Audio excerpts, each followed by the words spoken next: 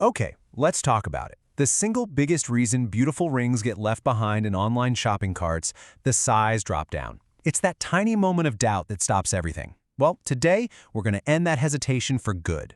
So you're scrolling, right? And then, bam, you see it.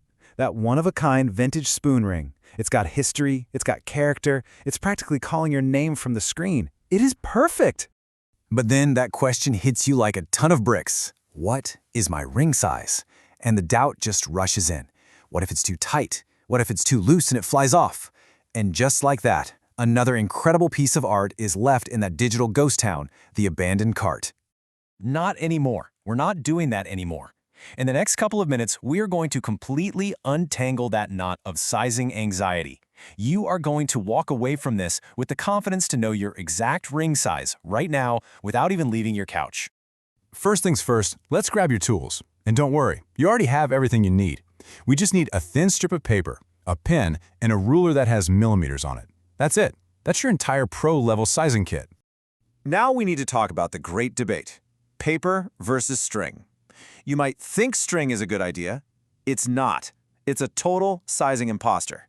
See, string has a tiny bit of stretch to it, and that little bit of give, it creates bad data and leads to a sizing disaster. The paper strip, on the other hand, is our undisputed champion. It has zero stretch. It gives you clean, accurate data every single time. So rule number one, always trust the paper. Okay, so you've got your champion tool ready to go. Now let's get into the method itself. This isn't just some random life hack. This is a reliable, foolproof way to get a perfect measurement. Get ready to become your own sizing expert. Here we go, 5 simple steps. First, wrap that paper strip around the base of your finger. Second, pull it snug, not tight, just snug. It should be touching your skin all the way around. 3, grab your pen and mark exactly where the paper overlaps. 4, lay the strip out flat and measure from the very end to the mark you just made. Make sure you're using millimeters.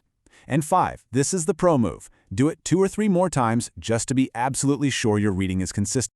So what does snug actually feel like? I love this analogy. You're aiming for the feeling of a secure sweater cuff. You know, it's there, it's secure, but it's comfortable. What you are not going for is the feeling of a tight rubber band that's pinching your skin or cutting off circulation. Now, if you happen to have a ring that already fits you perfectly, you can use a little shortcut just to lay it down and measure the inner diameter. That's the distance straight across the inside in millimeters. But here's the catch. It has to be for the exact same finger you're shopping for. A ring that fits your right index finger probably won't fit your left. All right, you have your number, you have your measurement in millimeters. The hard part is officially over. Now for the really satisfying part, turning that number into your actual official ring size. This chart right here is your secret decoder. It's so easy.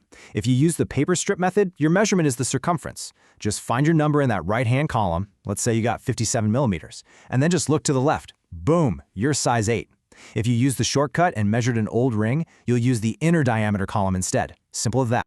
Okay, you've totally got the basics down. You could stop right here and be fine. But we're not aiming for fine, we're aiming for perfect. So now we're going to level up.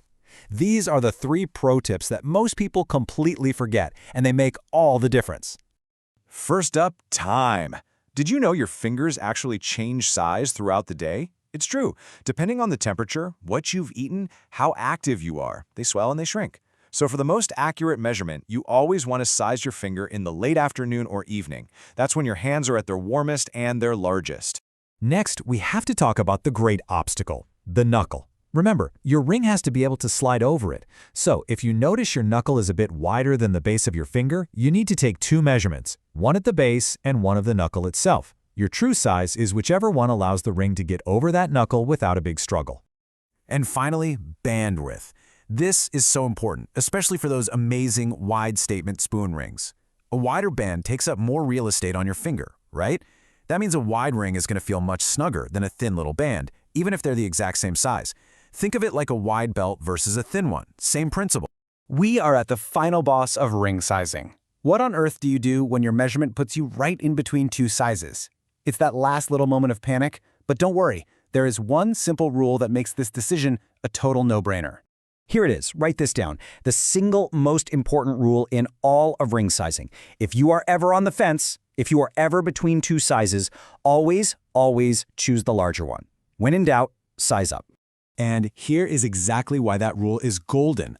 A ring that's a tiny bit loose, you can still wear it, you can enjoy it, but a ring that's even a little too tight, it gets worn once, maybe, and then it goes to live in your jewelry box forever. We're buying jewelry to be worn and loved, so comfort has to win every single time. And that's it. You did it. Sizing is officially solved. The mystery is gone, the anxiety is gone. All that's left now is the really fun part, finding that perfect ring that's just waiting to be a part of your story. So let's do one final confidence check, like a little victory lap. Did you measure later in the day? Check. Did you use paper, pulled snug like a sweater cuff? Check. Did you match your millimeters to the chart? Check. Did you do it a few times for consistency? And did you choose comfort if you were between sizes? If you just nodded yes to all of that, congratulations, you have officially graduated from Ring Sizing 101. Now seriously, take a second and appreciate this. You now have a skill for life. No more hesitation, no more second guessing, no more abandoned carts.